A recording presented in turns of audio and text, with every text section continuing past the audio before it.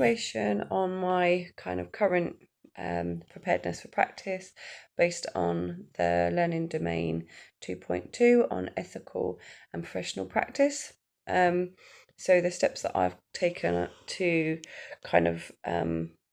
improve my preparedness there are that I've done a course on Physio Plus on the RIPS model of ethical decision making, and evidence can be found for that under the title RIPS model of ethical decision making CPD certificate. I've also had like more exposure, especially on my previous placement, to just a bit more of a variety of patients and settings. And obviously we were seeing people in their own homes, so just seeing the way that different people live. And evidence can be found for that under educator feedback on different populations. So part of my feedback was also that I was kind of quite professional and with regards to communicating with patients and healthcare professionals, and kind of part of that was really just ringing to check ahead of a visit to make sure that it was okay to go and see patients at the time that we wanted to see them. And that kind of helps in terms of